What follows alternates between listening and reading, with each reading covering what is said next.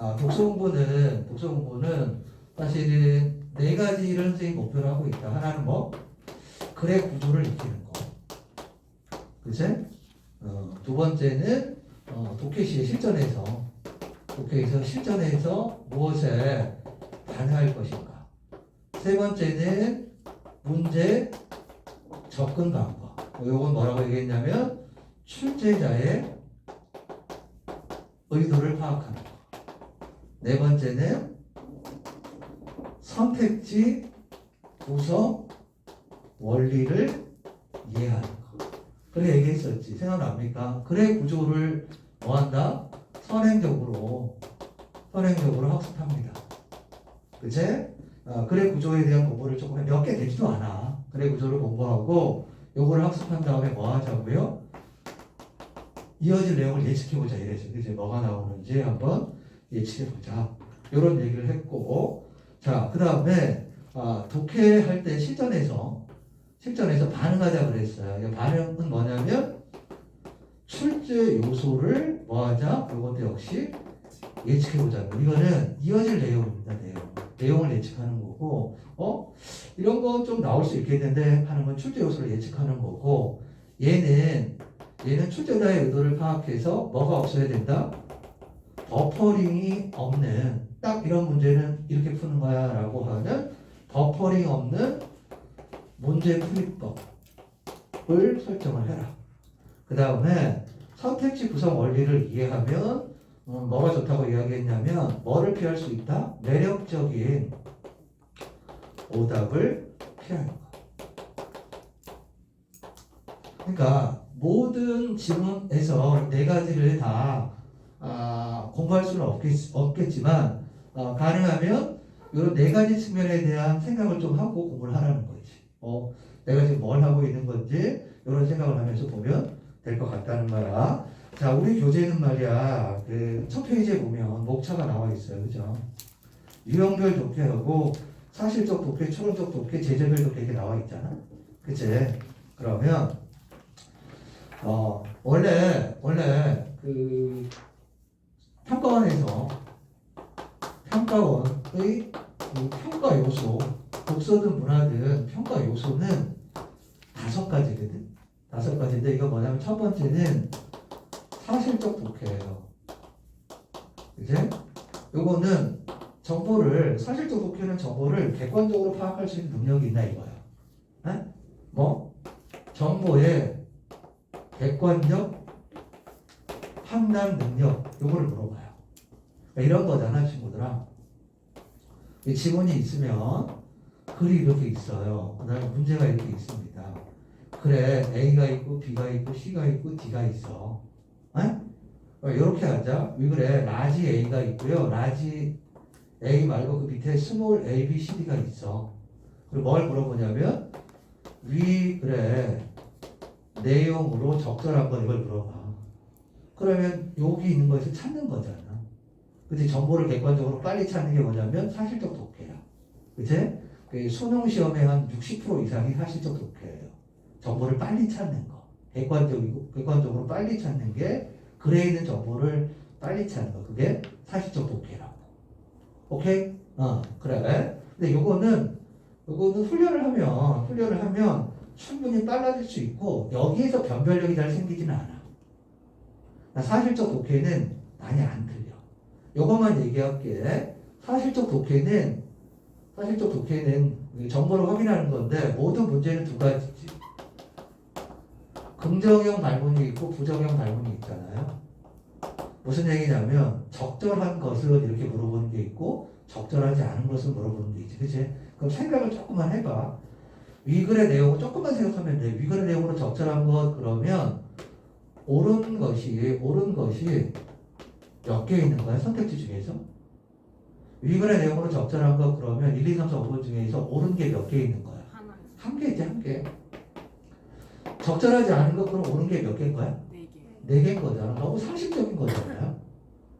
그러면 뭐를 읽고서 사실적 독해를 하는데 어떤 글을 읽고 얘는 옳은 것 하나를 찾는 거고 얘는 옳은 것 4개를 찾잖아. 그치? 여기까지 납득됐죠? 그러면 옳은 것 하나를 찾는다면 무엇이 옳은 것이 돼야 되냐라는 거야. 선생님 생각에는 적절한 것을 물어보면 일단 원칙이 제일 중요한 거. 그래야 되지 않을까? 핵심 정보하고 연결되는 거. 오케이? 아니면 글 전체라든가 글의 목적이라든가 글의 의도와 연관이 있는 게 답이 돼야 되지 않을까? 선생님 생각은 그래. 자, 봐봐. 항상 글을 읽거나 문제를 풀 때 기준이 있어야 되거든. 뭔가 그냥 노가다로 읽는 게 아니라 이런 문제는 이렇게, 이런 문제는 이런 생각을 가지고 로드맵이 있어야 되잖아. 근데 선생님이 여러분들 설득하는 거야. 나는 독서 수업은 설득하는 거라고 생각하고 적절한 걸 고르는 거야. 그래서 선생님 생각해서 나머지 선택지들 4개는 틀린 거잖아. 하나는 뭐고 맞는 거고. 그럼 무엇을 정답으로 해야 되냐라는 거야. 핵심 정보하고 부수적인 정보가 있으면 핵심 정보를 가지고 답을 만들어야 되지 않냐는 거지. 이게 만약에 문학으로 이야기하면 이게 홍길동전이다. 홍길동전이야. 근데 위 작품에 대한 설명으로 적절한 것하고 물었어요. 근데 이제 1번은 춘성은 나오는 거야. 길동이 엄마. 2번은 특제는 나와. 필러. 그 다음에 3번은 상공은 나와. 홍길동 아버지. 그 다음에 4번은 인형은 나와. 홍길동의 배다는 형. 5번은 길동은 이렇게 나와. 그러면 선생님 생각은 뭐냐면 얘를 먼저 생각해야 되지 않냐라는 거야. 요거는 조금 다른데 봐봐. 친구들아, 얘가 답이 될 수도 있거든. 얘가 답이 될 수도 있다고 선생님 생각해. 근데 생각의 순서는 이게 홍길동전이니까 홍길동을 중심으로 먼저 생각하는 원칙을 만들어 놓는 게 필요하다고 생각한다고. 그게 뭐든 문학이든 독서든 무엇이 중요한지를 알고 내가 읽고 있는 것이 무엇인지를 잡고 걔를 중심으로 먼저 생각하는 것이 사고의 출발점이 된다는 거예요. 무슨 말인지 알겠습니까? 그러니까 선생님이 무슨 얘기 하냐면 친구들아 요거를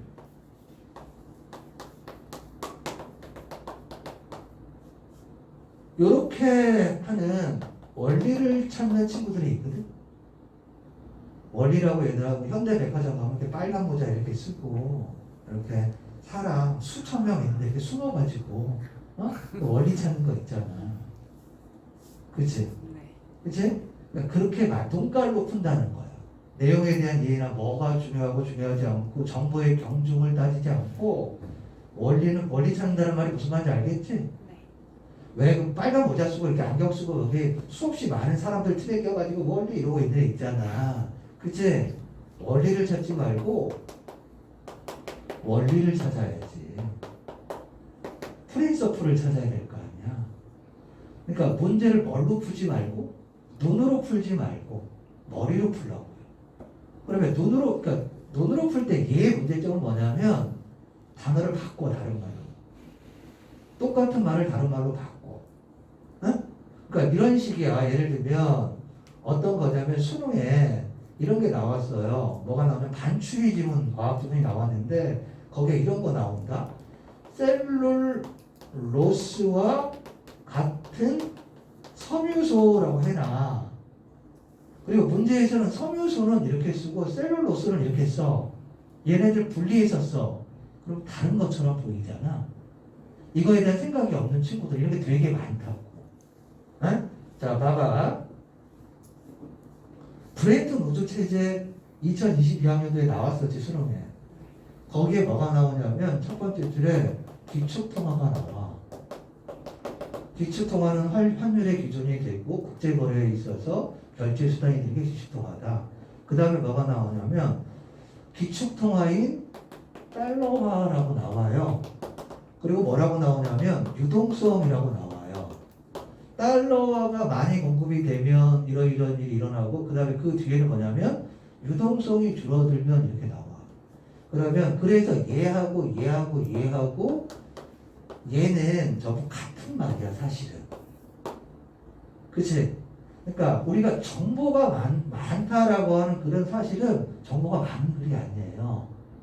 똑같은 정보를 다르게 표현하는 거지. 그런 걸 모르면 뭐로 찾게 된다는 거야? 얘를 찾게 됐다는 거지. 그래서 못 찾는 거야. 찾아도 없는 거야. 눈으로 푸니까. 적어도 선생님이랑 공부하면 글을 읽을 때, 문제를 풀 때 눈으로 해결하려고 하지 마. 얘 보고, 그러니까 지문 보고, 문제 보고, 왔다 갔다 하면서 풀려고 하지 말란 말이야. 됐지? 자, 다시 여기로 와서 어쨌든 요거야. 사실적 독해 선생님이 얘기를 했어. 사실적 독해는 정보를 확인하는 거야. 근데 정보를 객관적으로 확인한다는 말이 무조건 눈깔로 풀라는 얘기는 아니다. 뭐하고 뭐를 나눈다? 핵심 정보와 부수적인 정보를 나눈다. 중요한 정보와 그렇지 않은 정보를 나눈다. 무엇이 중요한데? 무엇이 중요하냐? 에? 그렇게 중요한 걸 찾아라 그 얘기야. 그치? 그리고 모든 문제는 적절한 걸 물어보는 게 있고 적절하지 않은 걸 물어보는 게 있잖아. 그렇지 않습니까? 적절한 걸 물어보는 건 옳은 게 하나. 그러면 기준은 뭐? 제일 중요한 거에 먼저 반응하기. 오케이? 그러면 적절하지 않은 건 옳은 게 4개니까 여기에 세부 정보까지 확인을 해야 된다는 거야. 근데 보통 세부 정보라고 하는 건 문단 독해거든? 문단 독해라고요. 요거는 글 전체 독해. 이거야 친구들 다 봐봐. A에 1문단에 A가 나오고 병렬형 지문이야. 이렇게 있다 이거야. 그러면 당연히 2문단에 A를 구체화해, 3문단에 B를 구체화해, 4문단에 C를 구체화한다 이거야. 그러면 위글의 내용으로 적절하지 않은 것 그러면 얘는 적절한 거잖아. 그치? 그래 있으니까 얘도 나와 있고 얘도 나와 있고 얘도 나와 있잖아. 그치? 그러니까 1문단 애들은 얘네들에 대해서 그냥 제시만 해. 개괄적 정보만 제시하고 각각의 문단에서 얘네들을 구체화해 줄 거 아니야? 그러니까 2문단도 보고 3문단도 보고 4문단도 봐야 될 개연성이 높다는 거야. 이게 부정형어. 오케이? 무슨 말인지 알겠지? 그러니까 선생님이 말하고자 하는 건 이거야. 자, 봐봐. 선생님이 하는 말에 선생님이 이렇게 하자라는 말에 납득이 안 돼도 좋아. 중요한 건 뭐냐면 아무 생각 없이 그냥 눈으로만 풀지 말란 얘기야. 나만의 뭐 기준이 꼭 있어야 돼. 1교시에 내가 글을 읽고 문제를 푸는 원칙이 내 나름대로 있어야 된다는 거야. 그거를 만들어가는 과정이 뭐다? 공부다 이게. 오케이? 읽고 풀고 이런 건 의미가 없어. 그냥 읽고 그냥 푸는 애들은 다 대학 갔어. 그냥 그렇게 되는 애들이 있거든. 저절로 하고 그냥 되는 애들이 있어. 응? 우리는 그게 안 되니까 고민을 하는 거야. 됐지? 자, 뭐 사실적 독해가 있다. 첫 번째 사실적 독해는 뭐다? 적절한 걸 묻는 거와 적절하지 않은 걸 묻는 게 있다. 적절한 걸 묻는 건 뭘 생각한다? 핵심 정보나 글의 목적이나 전체를 생각한다. 적절하지 않은 건 거기에 뭐 문단 독해를 생각한다. 이걸 종합하면 뭐냐면 글을 읽을 때나 문제를 읽을 때는 중요한 정보하고 중요한 정보를 나눠가면서 읽는다. 이게 납득이 안 되더라도 선생님 얘기가 수긍이 안 되더라도 어쨌든 여러분 나름의 읽기 원칙이나 문제풀이 원칙이 없다면 그걸 만드는 게 뭐다? 공부다. 됐지? 그런 생각을 하고 읽으시면 됩니다. 됐지? 자, 추론적 독해 두 번째가 추론적 독해입니다. 두 번째가 추론적 독해인데 요게 요 최근의 경향이지.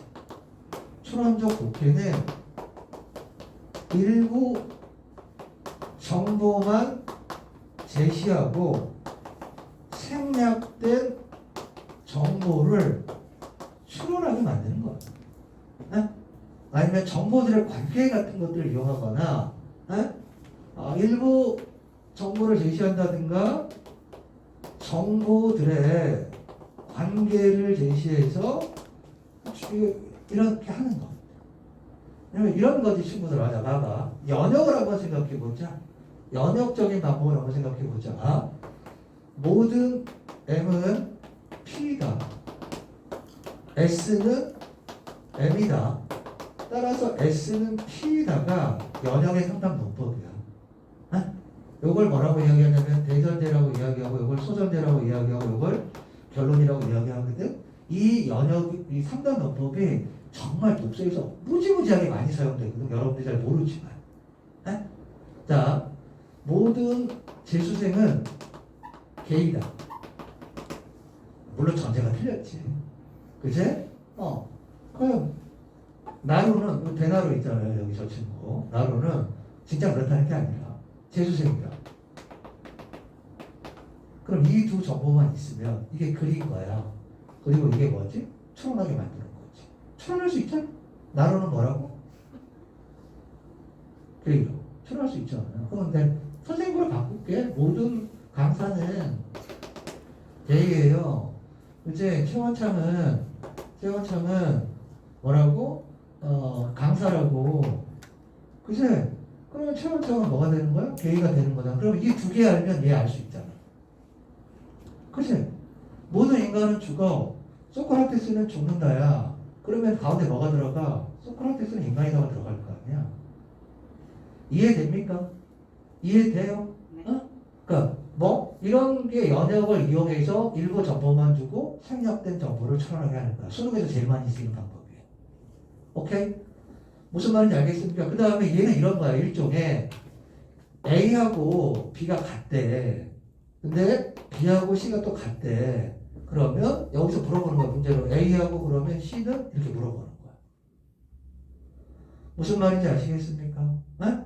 이런 거야. 예를 들면 DNS 수평에서 유동 IP를 쓰는 애들은 DHCP라고 하는 프로토콜을 이용해. 그치? 오케이? 그 다음에 뭐라고 나오냐면 DHCP는 뭐라고 나와. 그 다음에 여기에서 뭘 물어보냐면 DHCP는 세모야. 그래놓고 문제로는 유동 IP는 세모니? 라고 물어보는 거란 말이야. 이해돼? 이런 게 뭐라고요? 추론적 독해라고. 됐지? 요즘에 많이 나오는 거야. 요즘에 글의 길이가 짧아지잖아요. 그러니까 글의 길이가 짧아지면 추론적 독해를 많이 묻는 거야. 정보가 별로 없으니까 우리가 채워야 될 게 많은 거지. 글의 길이가 길어지면 오히려 뭐가 쉬운 거야.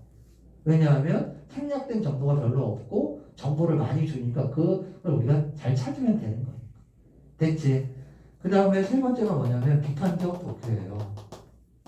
여기는 안 나왔는데 글의 정보를 비판적으로 수용하게 하는 거. 어떤 글의 내용을 주고서 이게 뭐 누구의 입장에서 적절한지 이런 거 많이 있잖아 친구들아. 자, 뭐가 있냐면 두 가지가 있는데 내적 증거에 의한 비판이 있고요. 그러니까 글을 통해서 보기를 비판하게 하거나 보기를 가지고 글을 비판하게 하거나. 그치? 그러니까 뭐 어떤 글인 경우 글이 이게 관점이나 견해나 주장이나 이런 걸 소개하는 글이라면 요 주장을 이해하고 요 주장을 통해서 요거를 비판. 톰슨의 입장에서 카로너를 비판했어. 뭐 적절한 거.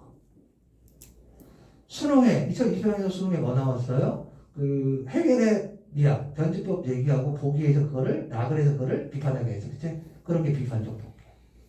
됐지? 오케이? 그러니까 주로 어디에서 많이 나오냐면 관점이나 견해나 주장을 나타내는 글에서 여러 문제들이 나오지. 그 다음에 네 번째는 창의적 독해예요. 요거는 친구들아 다른 사례에 적용하는 거야.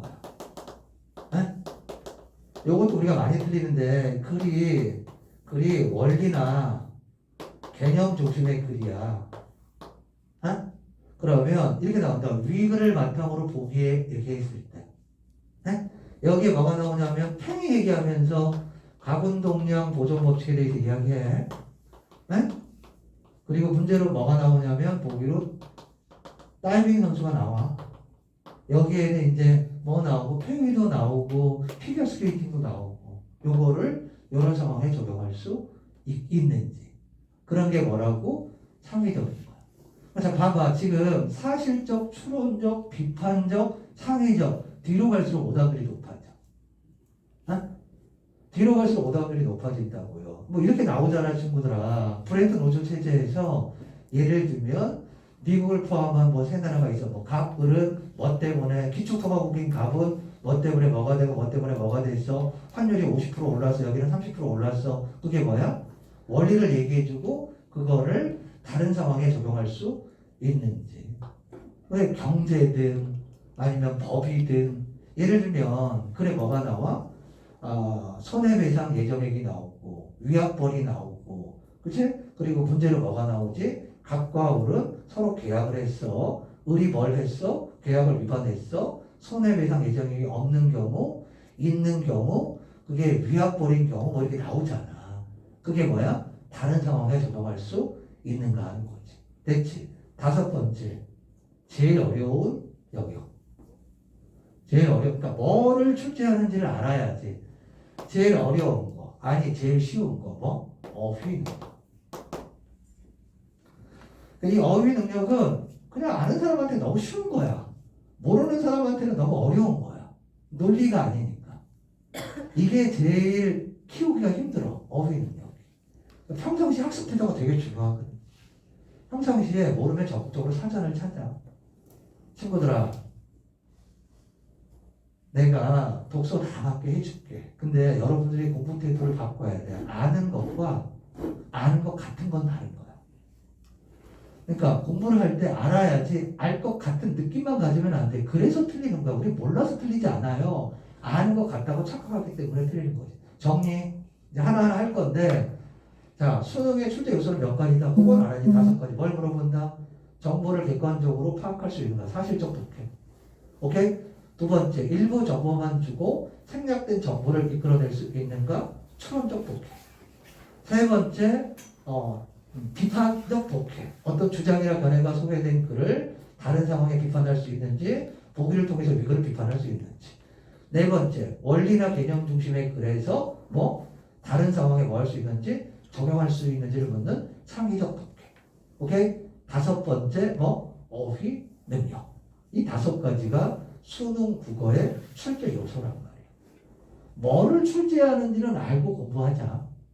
그치? 됐습니까? 그 중에서 우리는, 그러니까 선생님이 얘기한 건 다섯 가지고, 선생님이 얘기한 건 뭐냐면, 네 가지를 고민하자고 그래서, 그래, 구조, 그 다음에 읽을 때의 반응, 문제 풀 때의 생각의 방식, 선택지를 만드는 방법.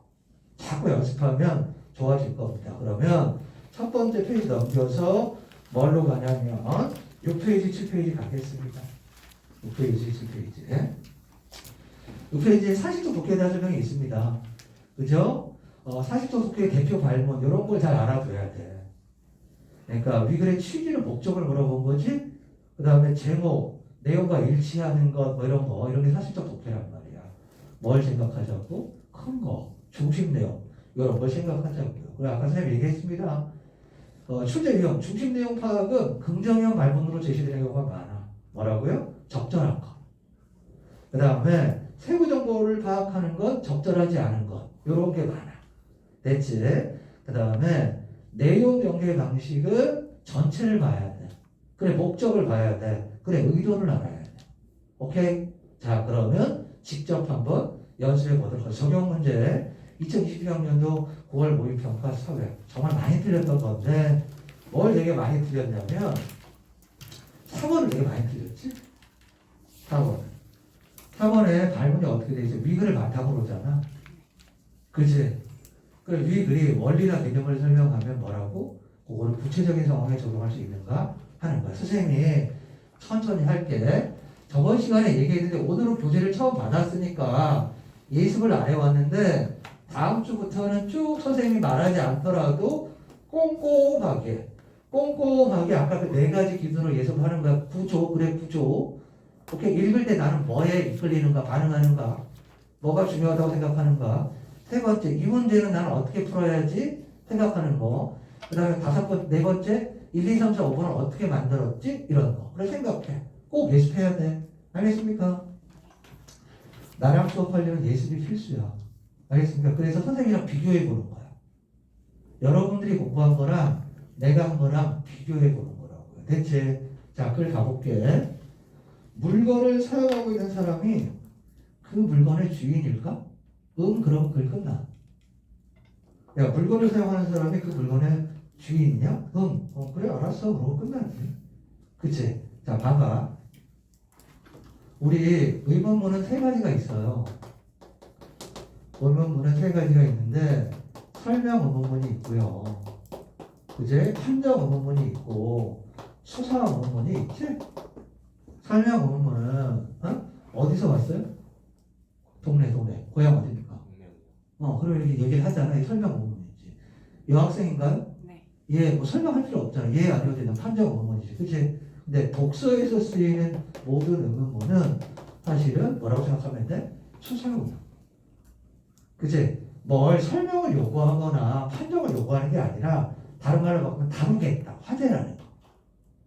그러니까 뭐라고 생각하면 되냐면 화제를 제시하고 있는 거라고 생각하면 돼. 자, 선생님 한번 물어볼게. 친구들아, 물어볼게. 여쭤봐도 되죠? 우리 이렇게 소통하면서 하자. 알겠지? 자, 의문문이 있고 평서문이 있다? 긍정형 문장이 있고 부정형 문장이 있어요. 그러니까 뭐뭐이다가 있고 뭐뭐가 아니다가 있어. 요 두 가지만 얘기해 볼게. 글이 있다. 글이 이렇게 있으면 눈빛 좀 좋습니다. 지금 눈빛 지금 좋아요. 1등급 눈빛이야. 근데 아직 만점 눈빛은 아니야. 이글이글 타올라야 돼. 선생님 잡아먹어야 돼. 어? 의문문이 많아요? 평서문이 많아요? 우리가 읽는 글이 의문문이 많아요? 평서문이 많아요? 뭐뭐 했니가 많아? 뭐뭐 했다가 많아? 얘가 압도적으로 많잖아. 얘는 뭐뭐 야가 많아? 뭐뭐가 아니다가 많아? 얘가 압도적으로 많잖아. 그치? 너무 당연하잖아요. 선생님이 생각을 했다?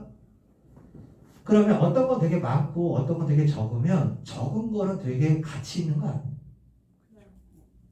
그러니까 어떤 글을 쓸 때 예를 들면 뭐 설명을 한단 말이야. 재수생은 이런 거야. 어? 이런 특성이 있어. 이런 특성이 있어. 이렇게 설명하잖아. 근데 얘는 이게 아니야. 라고 설명하면 선생님은 더 중요한 가치가 있다고 생각한다.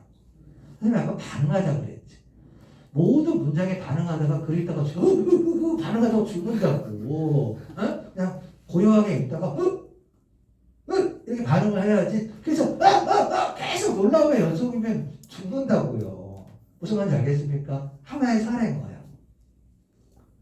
그러니까 뭐 한 거? 그만큼 적게 쓰이는 건 그만큼 의미가 있는 거지.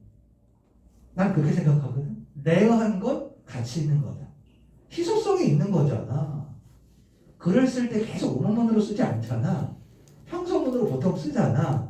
근데 의문문을 썼어. 그럼 희소성이 있는 거지. 희소성이 있다는 건 선생님 생각에 의미가 있다고 생각한다고. 정리할 때 할게. 글을 읽으면서 뭐 의문문이 나오면 반응해. 두 번째, 글을 읽을 때 뭐가 나오면 부정문이 나오면 반응해. 여러분 자 봐봐. 되게 놀라운 걸 경험할 텐데 얘를 쓴다라고 하는 건 출제하겠다는 거야. 뭐뭐이다라고 설명하는데 뭐뭐가 아니다라고 쓴 건 반드시 선택지로 나와. 자 봐봐. 흔한 것은 중요한 정보가 아니다. 드문 것은 중요한 정보다. 첫 번째 됐지? 글을 읽어 나갈 때 흔하게 쓰는 방식은 뭐? 아무래도 중요도가 떨어진다. 근데 흔하지 않은 방식은 뭐 한 거다? 중요한 정보다. 이렇게 생각하면 되잖아. 그치? 자, 지금 선생님 마이크 쓰고 있죠? 네. 선생님 마이크 쓰고 있잖아. 이 마이크 선생님 겁니까? 아니요. 아니에요. 학원 거예요. 그쵸? 물건을 쓰고 있는 사람이 이 물건의 주인일까? 생각하는 거야. 그치? 내 거일 수도 있지. 응? 내 거일 수도 있지. 내 거가 아닐 수도 있고. 두 번째 문장. 점유란.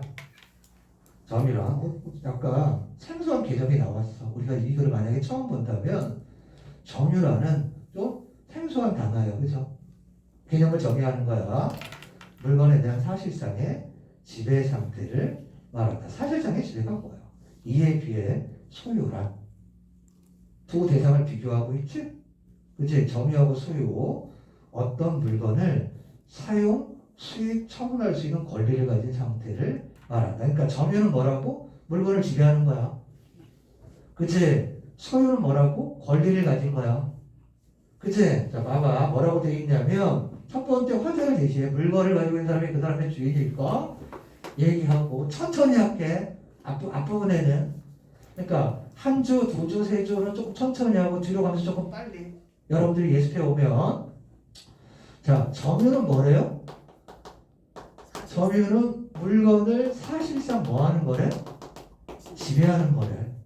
그치? 이에 비해서 소유는 물건을 사용하거나 처분할 수 있는 권리래, 그치? 그래서 요 두 문장을 통해서 결론을 냈다. 세 번째 뭐가 나왔니? 따라서 점유와 소유자가 항상 일치하지는 않는다. 뒤집어. 선생님이 아까 뭐라고 했지? 부정형이지. 뭐가 항상 점유하고 소유가 항상 일치하지는 않는다. 그럼 일치할 수도 있다는 얘기잖아. 그치? 생소한 개념이 나왔는데 1문단은 뭐하고 뭐의 관계에 대해서 이야기하는 거지, 친구들아? 이 둘의 관계에 대해서 이야기하는 거지. 점유하고 소유의 관계에 대해서 이야기하는 거잖아. 개념이 좀 생소하지만 점유하고 소유가 두 가지가 있는 거지. 일치하는 경우도 있고 일치하지 않는 경우도 있는 거야. 여기 봐봐, 친구들아. 지금 선생님이 부피 쓰고 있지. 하고로고 이거 쓰고 있잖아. 이거 내 거야. 내가 산 거야. 지금 누가 쓰고 있어? 선생님이 쓰고 있어. 선생님 뭐 하고 있어? 점유하고 있어. 그리고 선생님의 소유야. 그치? 이 분필은 점유하고 소유가 뭐해? 일치하지. 오케이? 그런데 이 마이크는 점유하고 소유가 일치하지 않지. 여기서 잠깐. 선생님이 지금 어떤 방식으로 설명하고 있지? 점유하고 소유를 설명하는데 분필과 마이크의 사례를 들어서 설명을 하고 있어요. 그치? 그러니까 더 이해가 잘 되지. 그러면 평상시에 우리가 공부를 할 때 뭘 해본다? 추상적 진술을 구체적 진술로 바꿔서 이해하는 연습을 한다. 자, 봐봐. 이건 지금 뭐하다, 친구들아? 얘는 추상적 진술이야. 그러니까 연습할 땐 이런 걸 해보라고. 여러분들의 독해력을 키워줄 테니까. 근데 선생님이 요거의 사례로 분필을 들었고 요거의 사례로 마이크를 들었어. 분필은 내 거고 내가 쓰고 있는 분필은 선생님 거고, 그치? 뭐는 선생님이 쓰고 있는 마이크는 선생님 게 아니래. 그럼 얘는 뭐가 되지, 친구들아? 구체적 진술이 되는 거야. 그러니까 여러분들이 뭐를 연습해보는 게 진짜 독해력을 향상시킬 수 있냐면, 공부는 선생님이 저번 시간에 얘기해서 독서는 결과를 공부하는 게 아니야. 과정을 공부하는 거지. 얘를 얘로 바꿔보고 얘를 얘로 바꿔보는 연습을 하시라고. 대체 어쨌든 1문단 뭐와 뭐의 관계? 점유와 소유의 관계를 이야기하는 거야. 2문단 물건을 빌려 쓰거나 보관하고 있는 것을 포함하여 물건을 물리적으로 지배하고 있는 상태를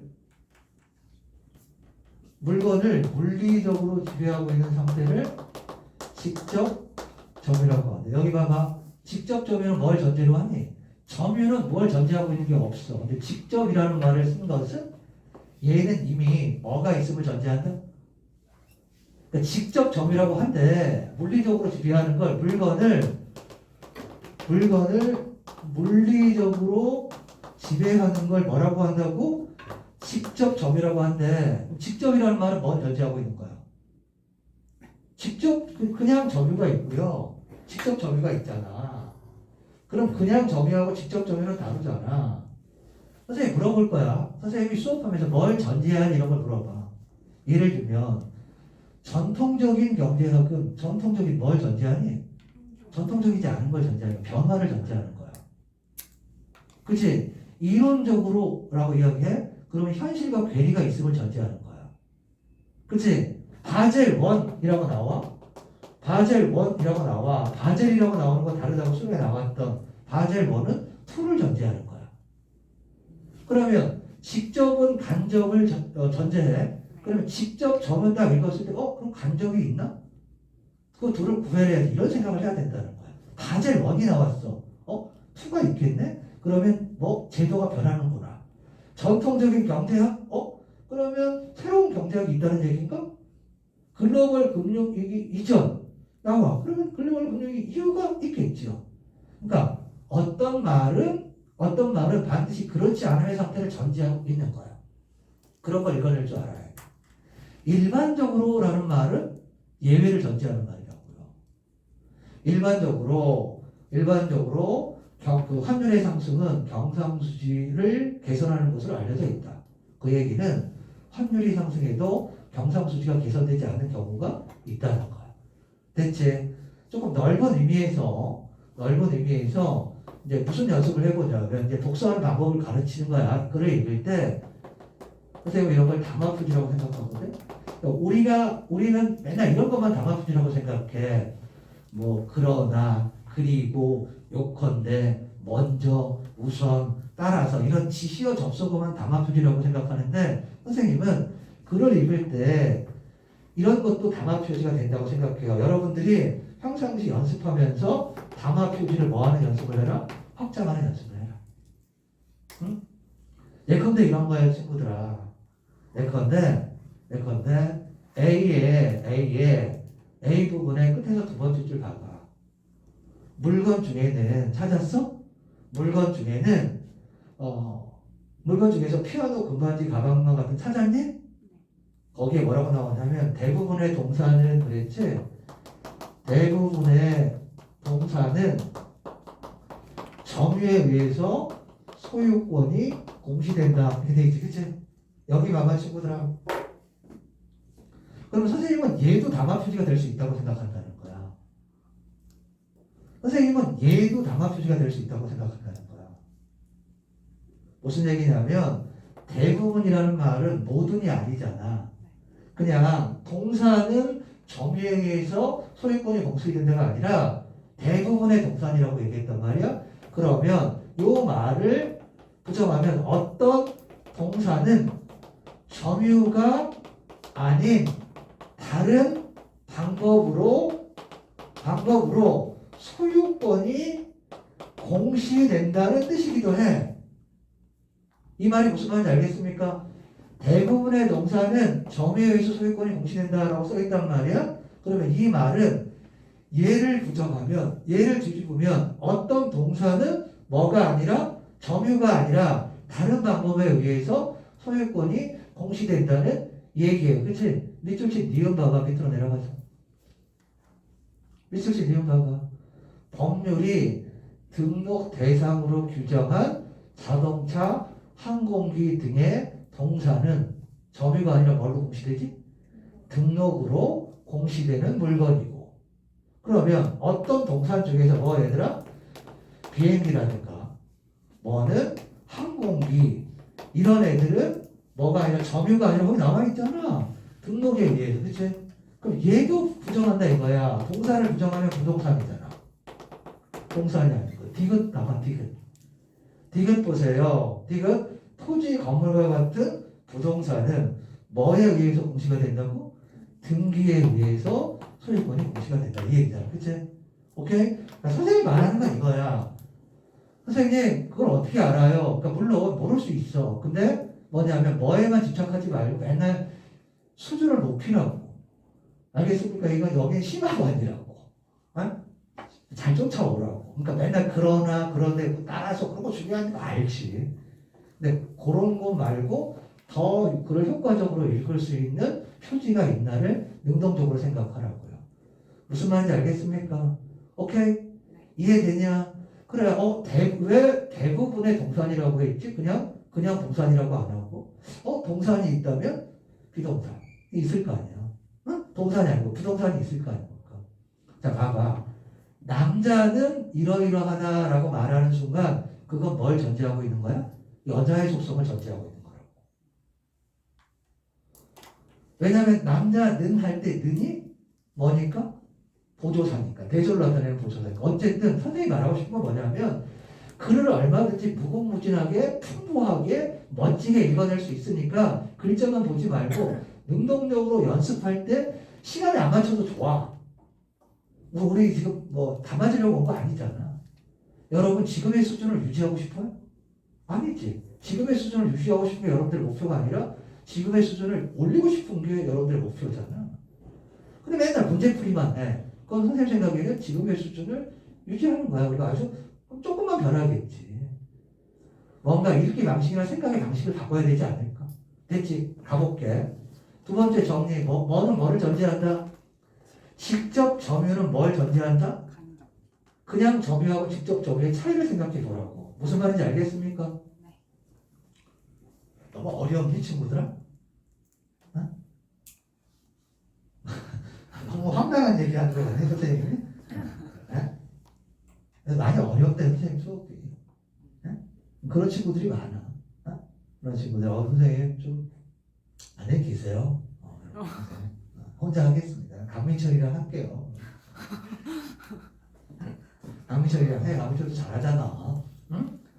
그러니까 선생님이 말하는 걸 알면 되는 거야. 그냥 글자를 그냥 글자로 받아들이지 말고, 그러니까 뭔가 그 영어로 얘기하면 between the line이야. 행간이 있다고요. 밑에 숨어 있는 서브텍스트가 있다고. 컨텍스트만 있는 게 아니라, 응? 그런 맥락이 있다라는 거야. 오케이? 자, 정리할게. 일문단은 뭐다? 물건을 쓰는 사람이 그 사람이 주인인가? 그리고 뜬금없이 두 번째 문장이 점유란 이런 거래. 그리고 소유란 이런 거래. 따라서 점유랑 소유는 일치하지 않는데. 그 다음에 두 번째 문단은 뭐냐면 갑자기 뭘 때려? 직접 점유란 이런 거야. 직접 점유? 간접도 있나? 그런 생각만 하면 살짝 해주란 말이야. 대체 물건을 빌려 쓰거나 보관하고 있는 것을 포함하여 그럼 물건을 빌려 쓰거나 보관하는 것? 지금 뭐야? 얘들 빌려 쓰는 게 자기 건 아니잖아. 소유자는 아니잖아. 이제 물리적으로 지배하는 상태를 직접 점유라고 한다. 그러니까 이렇다고 친구들아. 많은 선생님들이 기출문제의 중요성을 강조해. 근데 여러분들은 답이 생각날 때 기출을 많이 해서. 근데 정작 글을 제대로 읽었는지를 보면 이런 식으로 안 읽는 거야, 글을. 네? 그리고 기출문제가 수능에 나오니? 안 나와. 내용은 안 나와.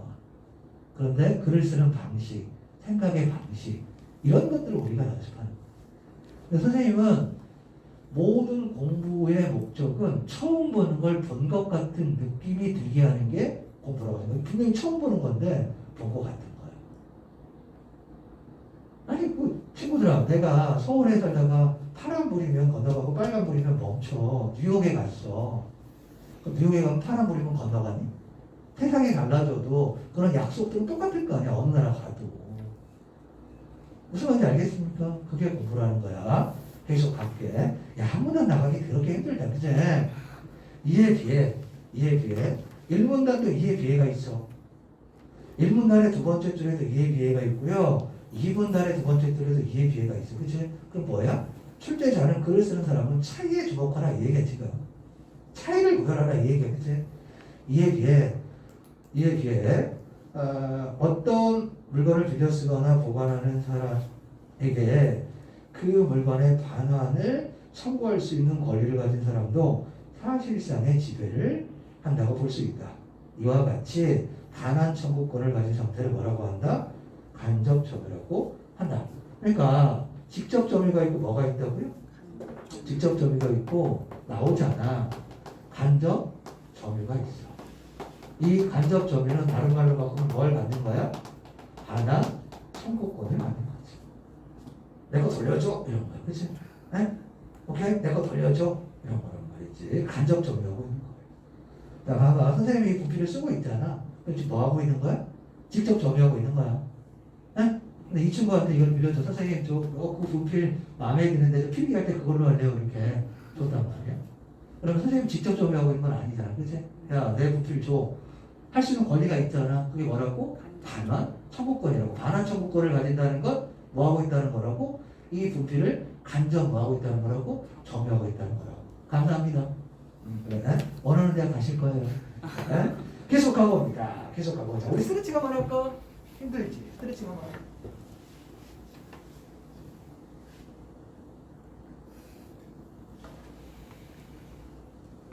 과제도 난이도를 조금씩 높인다. 한 주, 두 주, 3주, 4주 이렇게 가면 난이도가 조금씩 높아져요.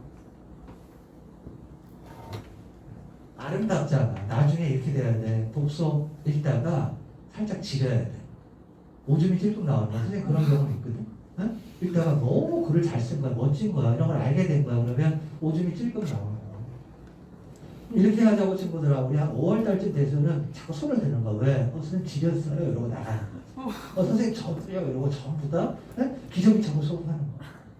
왜냐하면 수업하다 보면 너무 막 이 평가원 지문의 아름다움, 독서의 아름다움, 전에 안 보이는 것을 새로 보서 신봉사가 눈을 뜨는 거야.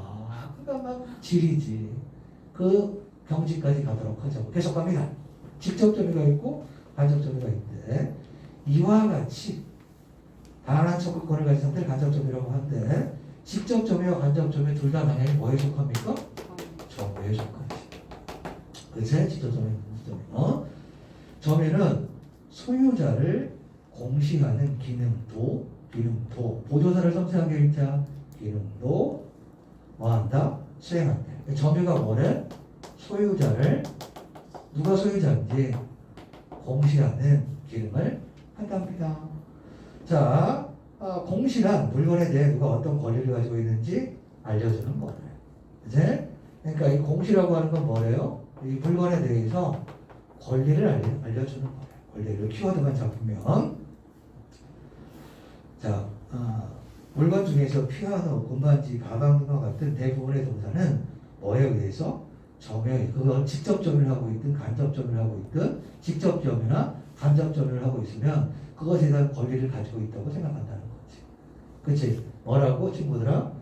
대부분의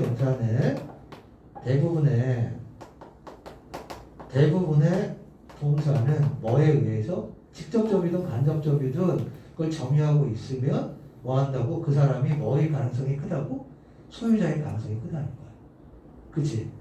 근데 예를 들면 내가 비행기를 몰고 있잖아.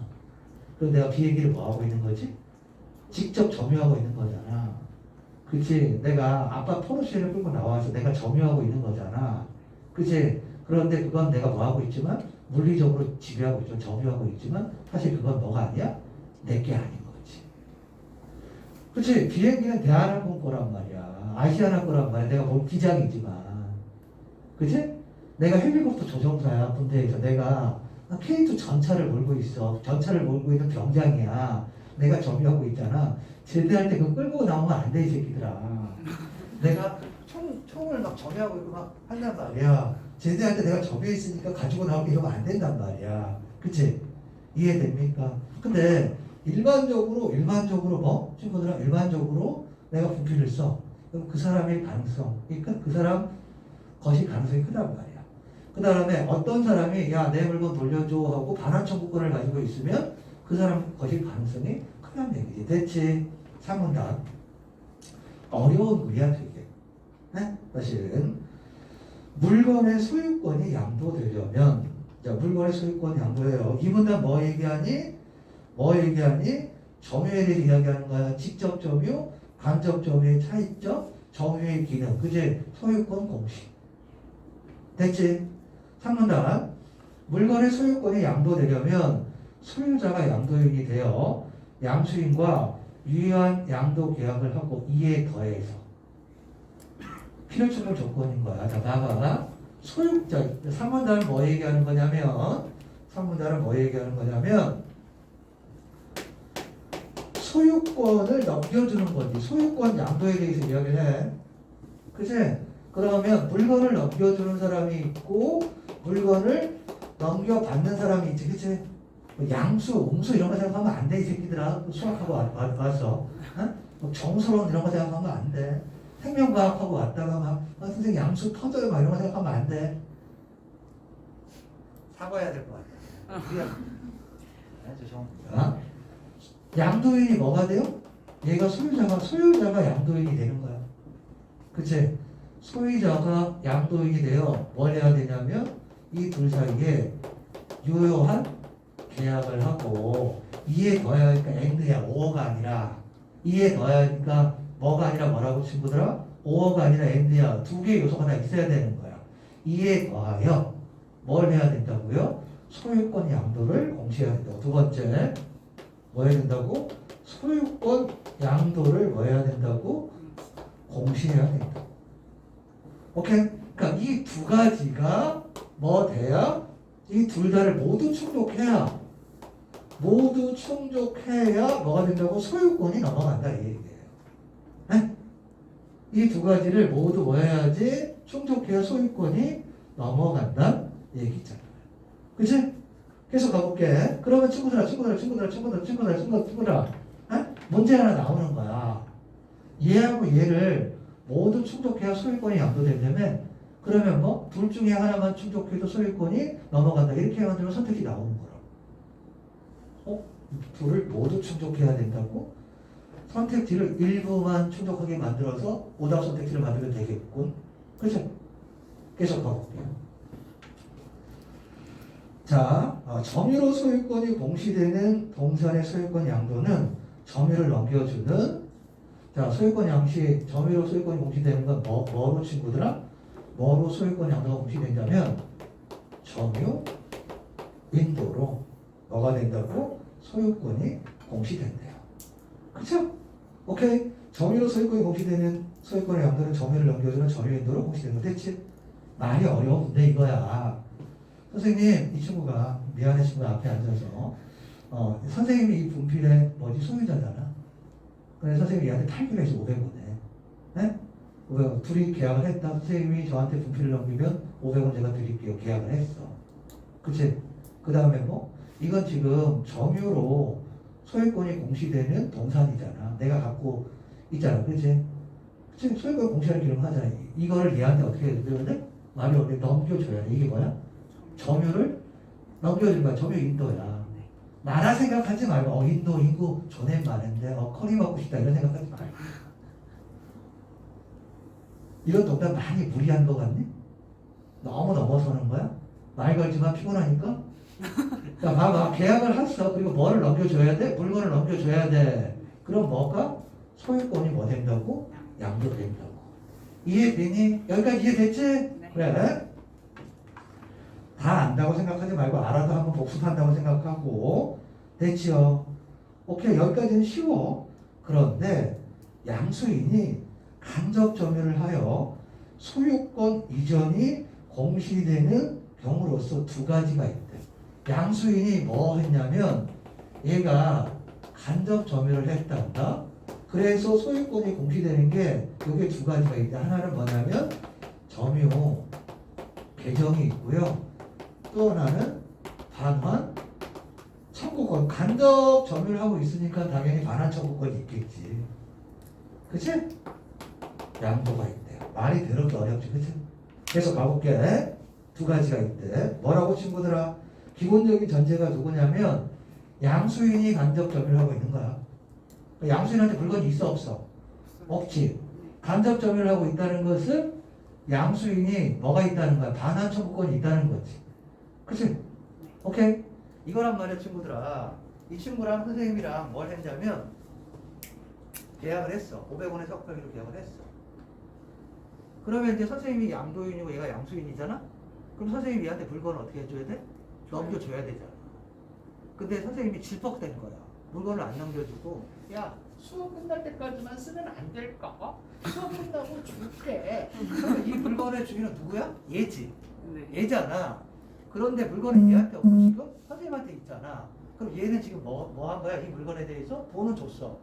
간접 점유하고 있는 거지.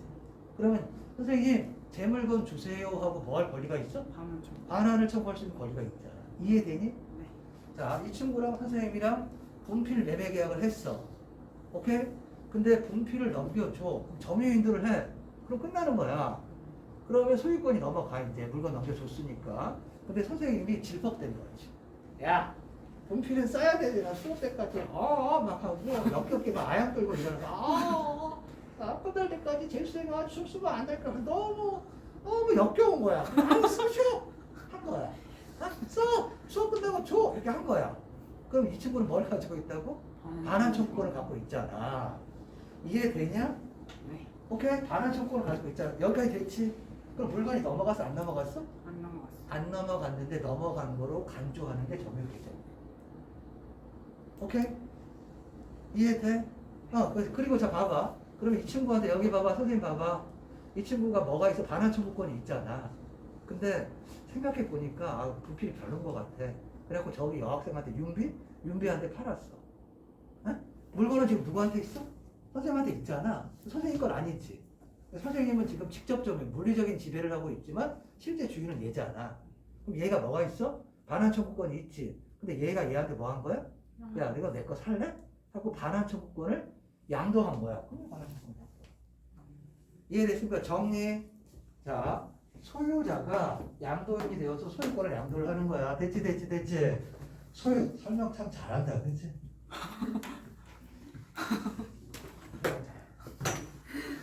이해됐어? 그래. 재밌게 공부해, 자식들아. 자, 선생님, 소유자가 양도인이 대해서 소유권 양도하는 걸 했어. 그러면 계약을 하는 거야. 그 다음에 물건을 넘겨줘야 돼. 그치? 물건 넘겨주면 끝? 근데 물건을 넘겨주지 않고 물건 받아야 될 사람이 간접 점유를 해. 아직 물건 못 받았어. 근데 못 받았는데 받은 거로 간주하는 게 뭐라고? 점유계정. 그치? 점유계정. 받지는 않았는데 받은 걸로 여기는 거야. 그 다음에 얘는 뭐라고? 간접 점유했다는 건 반환 청구권을 가지고 있다는 얘기잖아. 됐지? 선생님 근데 실전에서 이렇게 100% 이해할 수 있을까? 이해 못할 수도 있어. 네? 하지만 여러분들 용량을 잡고 늘려야 돼. 네? 핵심만 잡으면 되니까. 그치? 천천히 하라고 지금은. 이해됐지? 계속 가볼게. 예를 들어. 왜 예를 드니? 왜 예를 든다고 생각하는데? 중요하니까. 자, 읽기 태도.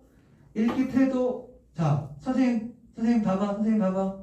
예를 들어 하면 이제 선생님 수업 들은 친구들은 마음속으로 한번 외치는 거야. 그냥 겉으로 소리 내지 말고 쫓겨나니까. 뭐에 대한 예인데?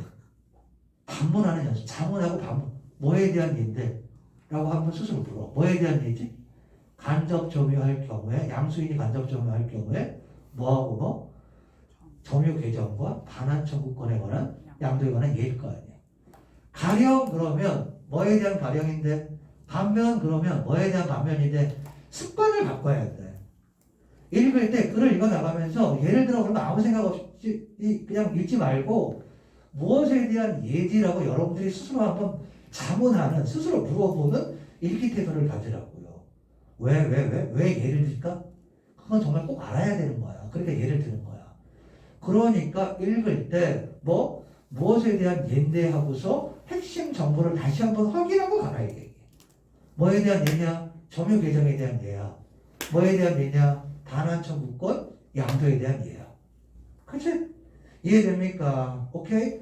자, 습관을 바꿔야 돼. 읽기 습관을 바꾸는 거야. 읽기 방식을 바꾸는 거야. 그래야 좋아지는 거야. 예를 들어 A가 B에게 피아노의 소유권을 양도하기로 계약을 했어. 근데 사흘간 빌려 쓰는 것으로 합의를 했어. 그럼 아직 피아노는 안 넘어갔잖아. 그치? 그럼 B는 A에게 피아노를 사후로 돌려달라고 요구할 수 있는 반환 청구권을 가지게 되지. 그치? 이처럼 양도인이 직접 점유를 유지하죠. 선생님이 분필을 계속 쓰지만, 그치? 학생이 선생님에게 선생님이 분필을 쓰지만 그 분필은 학생에게 넘어갔다고 이루어지는 거, 서로 간주되는 걸 뭐라고 한다고? 점유계정이라고 한다고. 그러니까 점유계정은 물건이 넘어갔다 안 넘어갔다? 아직 안 넘어간 거야. 근데 넘어간 거로 간주한다. 됐지? 그래. 자, 한편 이제 뭐 나와야 되니? 반환 청구권 양도 나와야 되겠지? C는 자신이 소유한 가방을 D에게 맡겨도 이에 대한 반환 청구권을 가지게 됐어. 그치? 이 가방의 소유권을 E에게 양도하는 계약을 체결했어요. 이때 C가 D에게 통지하여 가방 주인이 바뀌었으니 가방을 E에게 반환하라고 알려주면 C에게 넘어. 이 경우 반환 청구권 양도라고 한다. 됐지? 이게 둘 다 친구들한테 봐봐. 고마워 봐봐 그러니까 봐줘서 고마워 봐봐 그럼 이런 애도 있거든. 자, 우리가 말이야 어떤 습관을 갖고 있냐면 점유 계정은 물건이 안 넘어갔지, 그치? 근데 넘어간 걸로 간주하는 거잖아. 반환 청구권은 내 물건 돌려줘 하고 할 수 있는 권리를 다른 사람한테 넘기는 거잖아. 양도, 그치? 그럼 이걸 딱 읽으면 우리가 얘네 이 둘이 차이가 있잖아, 그치? 그치? 그러면 아주 우리는 너무너무 당연하게 이 차이에만 주목하는 경향이 있다. 근데 얘네 둘은 이런 공통점을 가지고 있는 거야. 자, 봐봐. 차이가 중요한 글에서 항상 뭘 생각하라고? 공통점을 생각해. 오케이? 그 수능은 아니고 모의평가에 이런 게 나온 적이 있거든? 뭐가 나온 적이 있냐면 PCR 지문이 나온 적이 있어. 엄청 많이 틀렸다.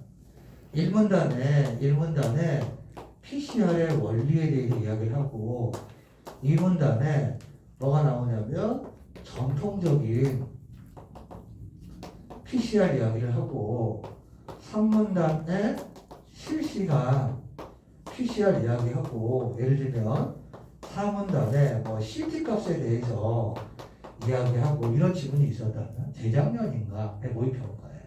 그리고 문제를 냈는데 위 글에 대한 설명으로 적절한 것 이렇게 했다. 엄청 많이 틀렸거든. 근데 1번, 2번, 3번, 4번, 5번이 있으면 1, 2, 3번은 전통적인 PCR은 주어가 이거야. 전통적인 PCR은 4번, 5번은 이 문제 풀어봤지, 그치? 실시간 PCR은 이렇게 돼. 그러면 친구들아 평가원이 얼마나 극악하냐면 엄청나게 오답률이 높았거든. 여기 한번 봐봐. 여기 1, 2, 3번에 전통적인 PCR을 그랬으니까 여기서 찾을 거 아니야. 얘가 맞는지 틀리는지. 얘는 실시간 PCR을 그랬으니까 여기서 찾을 거 아니야. 그치? 그치? 답이 4번이었는데 근거가 여기 있었다. 그럼 자 봐봐. 이 전통적이라고 실시간은 차이잖아. 근데 전통적인 실시간 둘 다 PCR이잖아. 이건 공통점이잖아. 그러니까 뭐에만 낚여서 차이점에만 집중하느라고 얘네들이 그리고 뭐가 나오냐면 실시간 PCR을 설명할 때 뭐가 나오냐면 실시간 PCR은 다른 건 전부 다 전통적인 PCR과 똑같은데 다만 중간에 발생 물질을 사이클마다 발생 물질을 넣는 게 다르다. 그렇게 고문자도 나오거든. 근데 그거를 놓치고 이게 되게 너무 자연스러운 거야. 어떤 두 대상이 있으면 이 차이를 파악하는 건 되게 기본이야. 근데 너무 그거에만 뭐 하지 말라고? 이끌리지 말라고. 차이가 중요한 글은 한번 뭐 공통점도 생각해 보라고. 수능에 이런 게 나온 적이 있었단다. 논리실증주의자고 포퍼가 나오고 콰인의 총체주의가 나왔어. 어? 오케이, 논리실증주의자고 포퍼는 명제를 분석 명제와 종합 명제로 엄격하게 구분하는데 콰인은 아니래. 그리고 첫 번째 문제가 뭐였냐면 이 둘이 모두 아니요라고 할 만한 것을 그랬거든. 차이가 중요한 글에서 견해 차이가 나타나는 글이거든. 뭘 물어봤냐면 공통점을 물어봤어. 그러니까 조금 어려울 수 있는데 예를 들면 자 봐봐.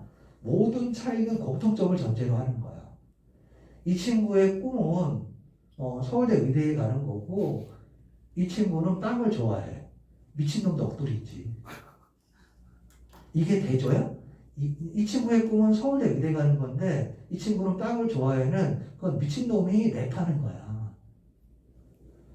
이 친구의 꿈은 뭐 서울대 의대에 가는 거고 라는 문장을 듣고 이 친구는 하고 했을 때 그럼 얘 꿈은 뭘까라고 생각하는 게 뭐 기본이라고. 모든 차이는 뭘 전제하는 거라고? 남자의 반대말은 할머니가 아니라고. 남자의 반대는 여자지. 근데 우리는 글을 읽을 때 뭐에만 매몰되는 경향이 있다? 다른 점에만 꽂히는 경향이 있다. 그리고 출제자는 그걸 파고든다. 뭐? 다른 점은 밑바탕에 범주가 같다라고 하는 걸 밑바탕에 깔고 있다. 오케이, 좀 어려울 수 있는데 그런 것까지 한번 생각해봐. 됐지? 첫 시간에 너무 많이 가르쳐주는 것 같아. 두 번째 시간인데 너무 많이 노하우를 가르쳐줘. 오케이? 뭐 친구들아?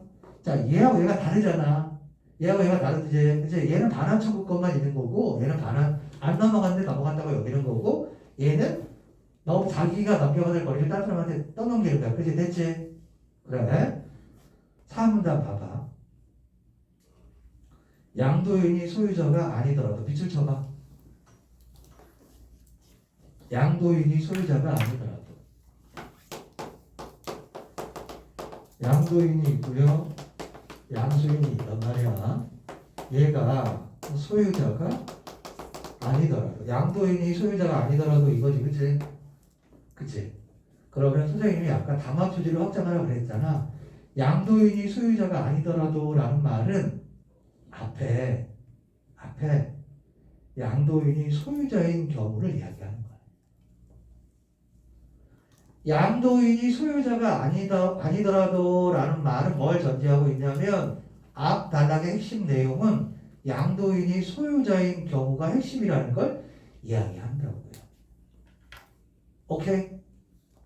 이런 게 친구들아 뭐야? 문단과 문단의 뭐야? 유기성이야. 글은 따로 놀지 않아. 모든 문단들은 연관이 있어. 그러니까 앞부분에 뭐 얘기를 했다고? 양도인이 뭐의 경우를 여기 있다? 소유자의 경우 얘기를 했다. 그러니까 근데 여기서는 이제 어떤 경우를 이야기한다? 양도인이 소유자가 아닌 경우를 이야기한다. 자, 선생님이 기출문제를 분석하는 방식으로 한번 여러분들이 공부를 해보시라고요. 어설프게 그냥 쭉쭉 읽고 아무 생각 없이 그냥 눈깔로 와리가리 하면서 답만 골라내지 말고. 그러니까 헷갈리지. 그치? 한번 밀어붙일 수 있는 데까지 기출 분석을 밀어붙여보라고. 그치? 자, 계속 가볼게요. 양수인이 점유 인도를 받으면 소유권을 취득할 수가 있을까? 얘가 소유자가 아니야. 근데 이 양수인이 뭘 받았냐면 점유 인도를 받았어. 그럴 때에 얘의 소유권은 인정이 되나? 그 얘기야. 얘가 뭐 한 번이 친구가 사기친 거지. 학원 거야. 이 친구랑 계약을 했어. 야, 수업할 때 여기 자습하고 이럴 때 소리는 안 나지만 마이크 들고 노래 이렇게 하면서 하면 자습의 효율이 올라가지 않을까? 살래? 500원에 살게요. 좋아. 500원 받았어? 물건을 넘겨줬어. 근데 알고 봤더니 저 마이크가 선생님 게 아니고 뭐 거야? 학원 거야. 그러면 이런 경우에 얘는 나한테 500원을 줬잖아. 그 물건 넘겨받았어. 이 물건은 얘 거냐?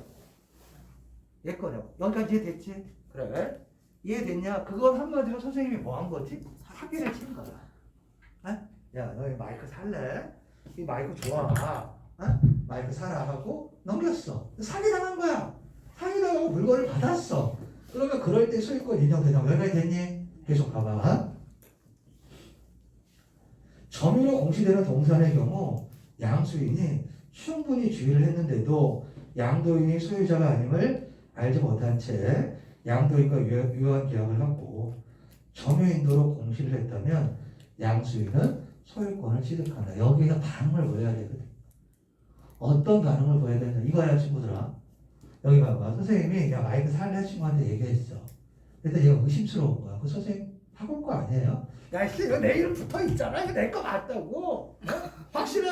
내가 보장한다고. 아닌 것 같은데. 봐. 여기 초연청이라고 써있네. 좋아요. 선생님이라고. 그냥 샀어. 맞아. 선생님가 맞아. 500원 줬단 말이야. 그치? 유효한 계약을 했어. 의심을 해봤는데 내 생각에는 확실히 선생님 거 같아. 실제로는 아닌데. 그러면 얘의 소유권은 뭐? 그러니까 뭐라고? 충분히 주의를 기울였어.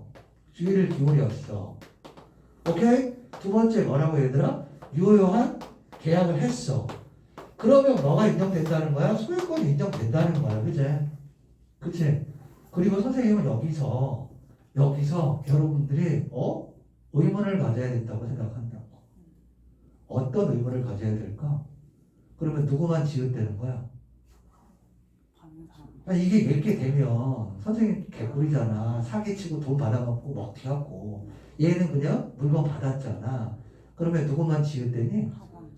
학원만 지읒되는 거 아니야? 학원은 자신의 물건을 자기네 물건의 소유권을 인정받지 못하는 거니까 얘의 소유권이 인정되면 그치?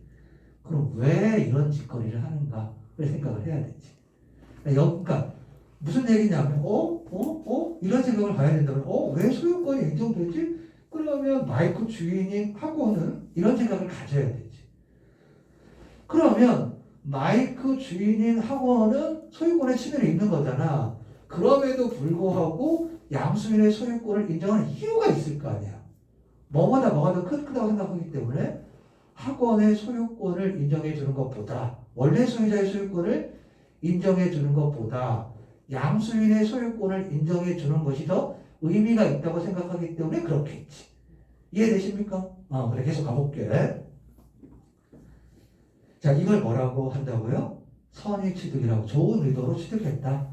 이런 걸 뭐라고 한대 친구들아? 선의 취득이라고 한다. 이것도 이런 거야 친구들아. 이 선의 취득이라고 하는 건 기본적으로 뭐에만 성립하는 거야? 양도인이 소유자가 아닌 경우에만 해당이 되는 거야. 그치? 페이지 넘겨봐.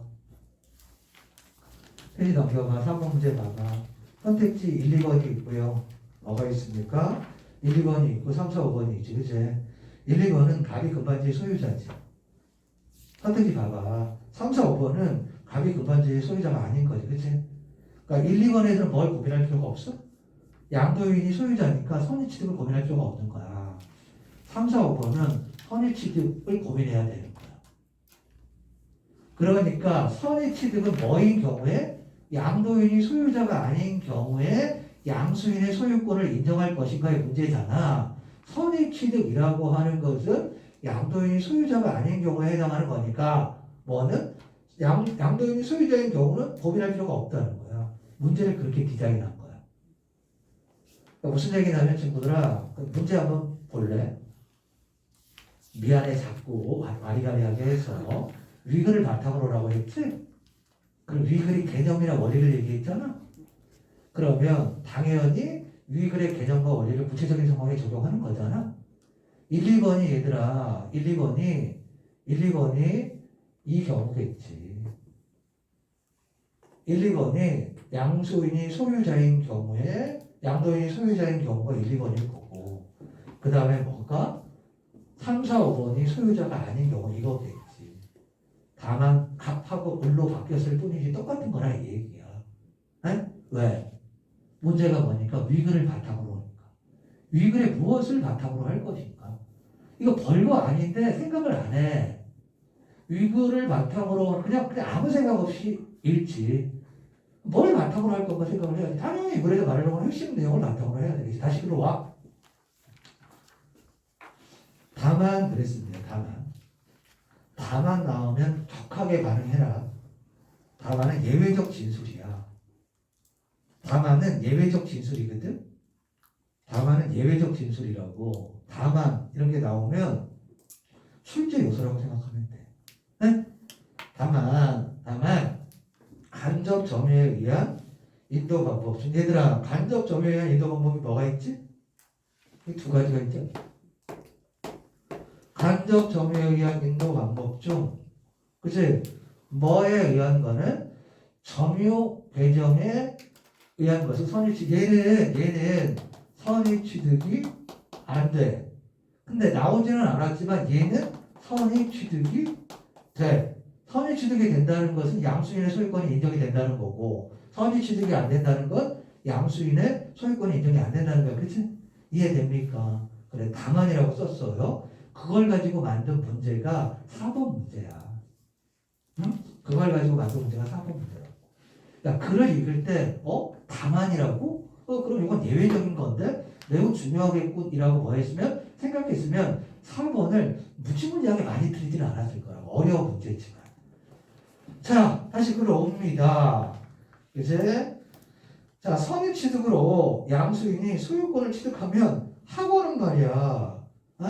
학원은 원하지 않아도 소유권을 상실하게 된다고. 이건 너무 개같은 일이잖아. 어째 이런 일이. 이건 이게 정의로운 세상이냐고. 원래 소유자의 소유권이 인정되지 않고 사기꾼이 득세하는 게 이게 말이 되냐고. 그 이유가 있을 거다. 그 얘기야. 됐지. 다음은 하면 국가가 관리하는 공적 기록이 등록으로 공시되어야 하는 물건은 아예 선의취득 대상이 아니래. 이제 법률이 등록 대상으로 규정한 자동차, 항공기 등의 동사는 등록으로 점유가 아니라 등록으로 공시되는 물건이고 부동산은 등기로 공시되는 물건이다. 이러한 고가의 재산에 대해서 선의취득을 허용하게 되면 원래 소유자의 의사에 관하는 소유권 박탈이 일어나게 된다. 이것은 거래 안전에만 치중하고 아이가리 선의취득을 인정한 이유가 뭐지?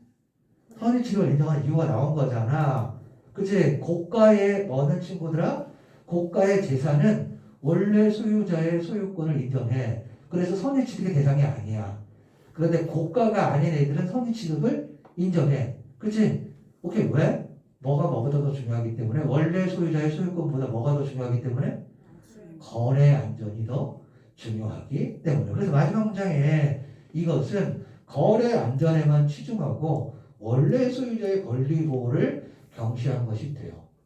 그치? 바람직하지 않다고 볼 수 있다. 그러니까 너무 비싼 거는 소유자의 소유권을 인정해야지. 그지? 에? 선생님이 뭐 할까? 이거를 만약 판 거야. 야, 이거 내 거야. 팔았어. 야, 이거 사장님, 선생님 거 맞아요? 야, 여기 내 이름 써있잖아. 자식아, 사! 하면 믿고 샀어. 근데 얘는 좀 비싸, 마이크보다. 그치? 얘는 뭐라고? 선의취득의 대상이 안 되는 거야, 예를 들면. 그치? 이건 얘가 갔더라도 얘만 상해나가는 것이고, 학원은 안 뺏긴다고. 근데 비싸지 않은 것들은 어떻게 된다고? 이 원래 소유자의 소유권 보호보다는 거래 질서라든가 안전 이런 게 중요해서 선의취득을 인정한다. 그럼 정리되는 거예요. 자, 선의취득이라고 하는 건 뭐다? 뭐를 위해서 하는 거다? 거래 안전을 위해서 하는 거다. 됐습니까? 자, 정리할게. 이익을 어떻게 시작하고 있어? 물건을 쓰는 사람이 그 사람의 주인이니까 점유란 이런 거고 소유란 이런 거래. 따라서 점유하고 소유는 뭐 할 수 있어? 다를 수 있어. 점유에는 뭐가 있고 직접 점유가 있고 간접 점유가 있어. 둘 다 점유인데 점유는 소유권을 공시하는 기능을 해. 그치? 그 다음에 소유권이 양도되는 경우에 상분단에 소유권이 양도되는 경우는 이러이러한 조건을 지녀야 돼. 두 가지 간접 점유에 의한 게 두 가지가 있는데 하나는 뭐야? 점유 계정이고 또 하나는 반환 청구권 양도야. 그 다음에 뭐인 경우에 양도인이 소유자가 아닌 경우에 뭐 선의취득의 문제가 될 수 있어. 이런 경우에는 선의취득이 되고 이런 경우에는 선의취득이 안 돼. 그 이유는 뭐냐면 선의취득을 안 하는 거는 뭐가 중요하다? 재산권 보호가 중요하고 선의취득을 인정하는 것은 뭐 소유권보다는 뭐 거래 안전이 중요해. 이게 이거의 내용이잖아. 뭐 해보자 친구들아? 말해보자. 입으로 떠들어보자. 내용을 이해했다면 글을 써보는 것도 중요하지만 이 글은 이런 거라고 말할 줄도 알아야 돼. 자, 1번 문제 갑니다. 일글의 내용을 적절하지 않은 것. 가방을 사용하고 있는 사람은 그 가방의 점유자잖아. 그치? 직접 점유하고 있는 거잖아. 가방을 점유하고 있더라도 그 가방의 소유자가 아닐 수 있지. 빌린 거일 수 있잖아. 그치? 3번. 가방의 소유권이 유효한 계약으로 이전되려면 당연히 점유인도가 있어야지. 소유권이 공시돼야 되니까. 오케이? 가방에 대해 누가 소유권을 가지고 있는지를 알게 해주는 방법은 점유다. 점유는 소유권을 공시하는 기능을 하니까. 그치? 5번. 유효한 계약을 체결했어. 근데 이에 더해서 뭐 해야 되지? 공시를 해야 되잖아. 그치? 근데 공시 방법이 갖춰지지 않아도 소유권은 인정된다는 건 부분만 충족이 되는 거잖아. 그치? 어디? 3원단의 첫 번째 줄, 두 번째 줄. 그치? 오케이? 유효한 계약, 유효한 양도 계약을 하고 이에 더하여 소유권 양도를 공시해야 한다. 이래 있으니까. 그치? 그러니까 뭐야 친구들아? 두 개의 요건을 모두 충족해야 되는데 일부만 충족하기 위해서 충족하는 것처럼 선택지를 만든 거지. 부분과 전체예요. 오케이? 부분과 전체. A에 대해서 A에 대한 예를 가장 적절한 건 그랬어요. 물리적인 지배를 하면 직접 점유지. 그치? 간접 점유는 반환 청구권이 있는 거잖아. 그치? 오케이? 2번. 점유는 말이야. 직접 점유든 간접 점유든 소유권에 대한 공시 방법이잖아. 그치? 이건 틀렸고. 오케이? 3번. 직접 점유자가 만약에 그 사람의 그 물건의 주인이라면 얘는 간접 점유 필요 없는 거지. 그치? 점유자와 소유자가 일치하면 간접 점유 필요 없잖아. 오케이? 간접 점유는 반대겠죠? 그러니까 하나의 동산에 간접 점유자가 있다는 건 소유자가 있다는 얘기가 될 테지. 그치? 4번. 피아노에 직접 점유자가 있으면 그 피아노의 간접 점유자는 소유자일 수도 있는 거지. 빌려준 거일 수도 있잖아. 그치? 이해하고 있지? 5번. 유효한 양도 계약으로 피아노의 소유자가 되려면 그럼 어떻게 해야 되지 얘들아? 계약을 해야 되고 또 뭐 해야 되지? 점유에 의해서 소유권이 공시가 돼야지. 근데 점유에는 두 가지가 있지. 하나는 직접 점유, 또 하나는 간접 점유. 그치? 그러니까 5번이 맞겠네. 됐지? 3번. 기업 이것을 비교한 내용으로 가장 적절한 거 좋은 문제예요. 큰 걸 볼 줄 알아야 돼. 오케이? 자, 기업은 디귿과 달리 국가가 관리하는 공적 기록에 의해 소유권 양도 아니지. 기업은 점유에 의해서 소유권이 공시되는 거고 디귿이 뭐가 되는 것이 기록에 의해서 등기에 의해서 하는 거니까 바뀌었고 2번 니은 기업과 달리 원래 소유자의 권리 보호가 그렇지 않아. 왜냐하면 기업은 선의취득의 대상이 되는 거고 니은은 선의취득의 대상이 되는 게 아니잖아. 그치? 선의취득을 인정하는 것은 거래 안전이고 선의취득을 인정하지 않는 것은 뭐였습니까? 소유권 보호였으니까 정답은 뭐가 되겠다? 2번이 되겠다. 됐죠? 페이지 넘겨서 윗글을 바탕으로 어렵다 4번 문제가.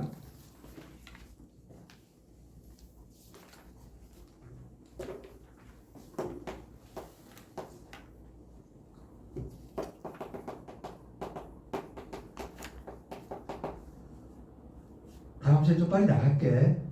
조금 더 빨리. 여러분들이 원하는 대로 할게요. 정말. 에? 문장 5개 가지고 100분 수업을 할 수도 있고. 원하면.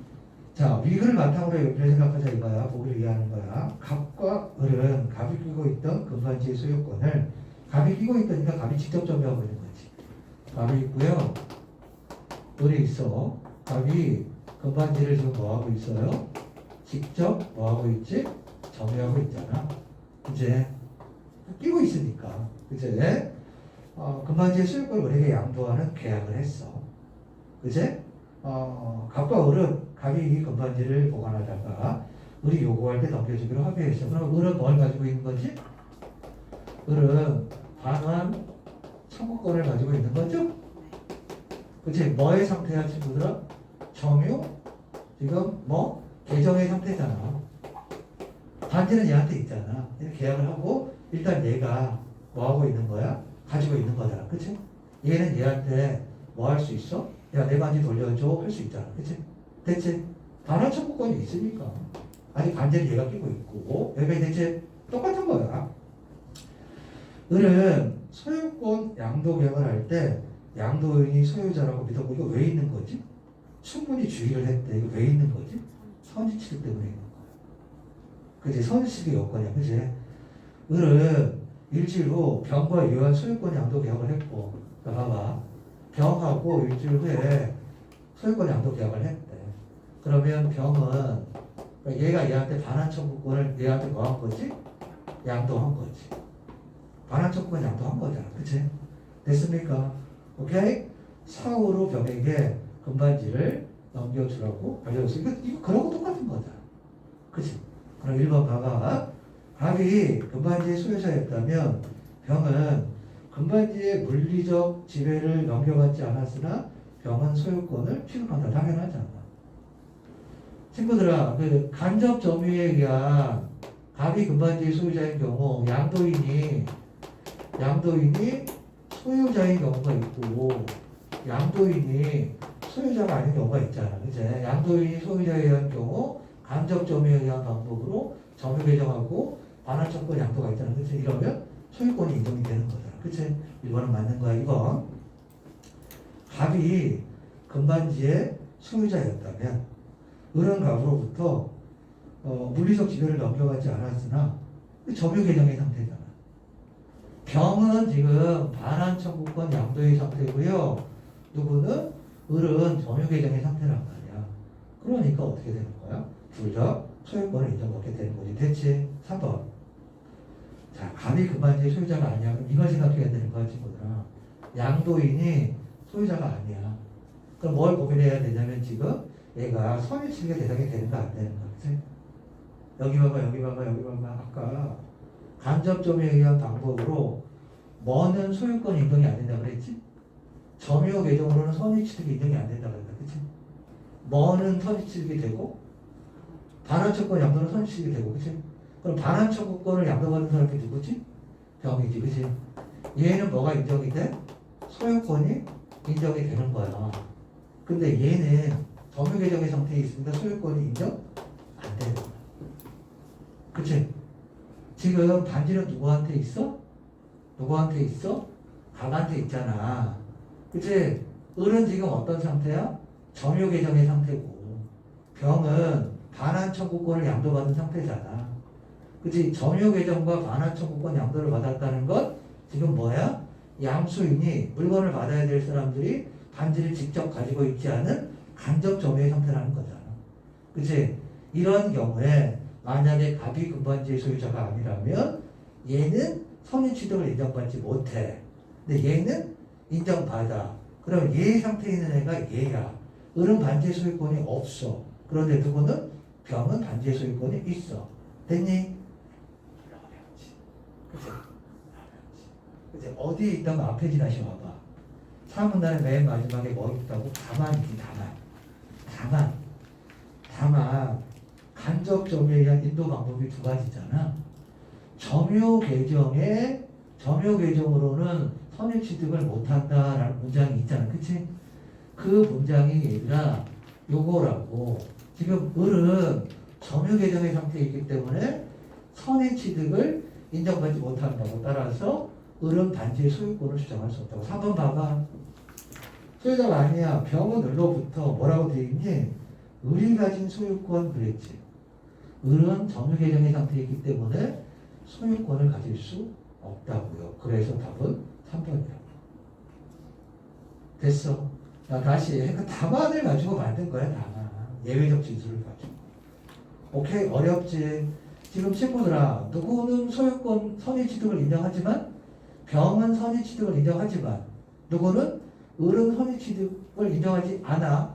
왜? 을은 병과의 관계에 있어 점유 계정의 상태에 있고 누구는 병은 반환 청구권 양도의 상태에 있어요. 오케이? 무슨 말인지 알겠지? 그런데 당한해놓고 뭐라고 되어 있냐면 간접 점유에 의한 점유인도 방법 중에서 점유 계정으로는 선의 취득을 인정받지 않는다. 그렇게 되어 있습니다. 이거 몰라도 되지만 뭐를 정리해 두냐면 글을 쓰다가 왜 당한이라는 말을 썼을까? 글을 쓰다가 일반적인 얘기를 하다가 이런 경우에는 선의 취득을 인정받는다 해놓고 왜 당한이라고 덧붙이는 말, 예외적인 말 이런 걸 글쓰기를 했을까? 글을 쓰면서 출제를 디자인하는 거야. 그런 걸 생각하라고. 알겠죠? 자, 5번의 정답은 1번이고. 됐지? 자, 그 다음에 세부정보 파악. 두 번째, 세 번째 전부 다 과학기술 지문이에요. 그죠? 조금만 해볼게. 스트레칭 한번 해. 해볼래? 진짜 어려운 지문이야, 친구들아, 이게.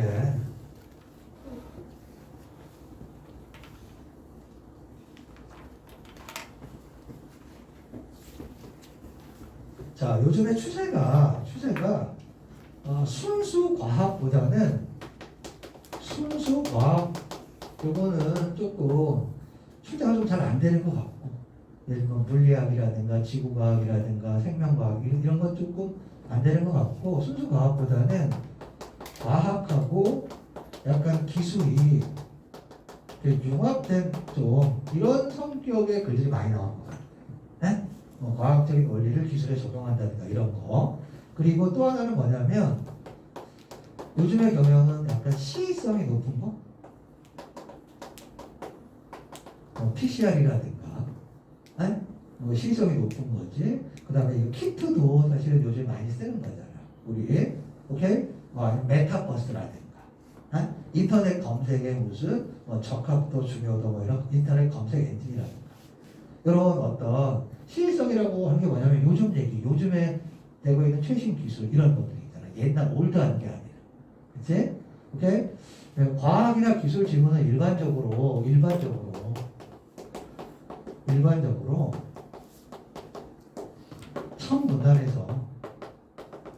첫 문단에서 원리를 개괄적으로 제시하고 여러분 대학에 가면 예를 들면 경제학과 가면 경제학 개론, 뭐 국문과 가면 문학 개론, 영문과 가면 뭐 영문학 개론 이런 걸 듣거든. 개론이라는 게 뭐냐면 꼼꼼하게 이야기하지 않고 개괄적이라는 건 뭐냐면 좀 크게 두루뭉술하게 제시를 하는 거야. 전체적인 정보를 두루뭉술하게 전체적으로 그지? 개괄적으로 제시하고 그 다음에 뒤에서 이거를 뭐 하는 경향이 많냐면 구체화하는 이런 글들이 제일 많아. 근데 친구들아 보통 여기가 세부 정보잖아. 정보들이 너무 세밀하다. 그래서 우리가 이 얘를 뭐 하는 경우가 있다고? 간과하는 경향이 있다고, 그지? 아까 선생님이 얘기했잖아. 그 PCR 지문이 나왔는데 1분 단위 PCR이야. 2분 단위 전통적 PCR이야. 3분 단위 실시간 PCR이야. 그러면 전통적인 PCR하고 그 실시간 PCR 정보가 너무 자세한 거야. 그거 보느라고 1분 단위 잊어버린다. 그치? 그러니까 얘를 뭐 하지 말라고? 간과하지 않은 독서. 이게 전체 핵심과 연관되는 것일 가능성이 높습니다. 그러니까 특별히 모든 글이 사실은 천문단위 중요하거든. 모든 글이 천문단위 중요한데 특히 뭐는 과학기술 지문은 천문단위 더더욱 중요하다. 이게 일반적인 글의 패턴이에요. 알겠지? 여기서도 지금 뭐에 대해서 이야기하냐면 이 키트라고 하는 것의 어떤 뭐에 대해서 일반적인 원리를 이렇게 설명하고 그 뒤에서 그걸 구체화해 가. 선생님이 조언하고 싶은 건 뭐냐면 얘가 큰 정보고 얘가 세부 정보인데 이 세부 정보를 파악하는 게 되게 쉽지 않거든. 그래서 우리가 여기에만 집중하는 경향이 있는데 얘를 놓치지 말자고. 오히려 이러자. 정보가 지나치게 복잡한 과학기술 지문은 대충 읽자. 선생님 그게 무슨 말이에요? 대충 읽자라는 말은 너무 세밀한 거에 집착하지 말고 이렇게 끄떡끄떡하고 크게 볼 줄 알아야 된다. 다시 말하면 뭐보다는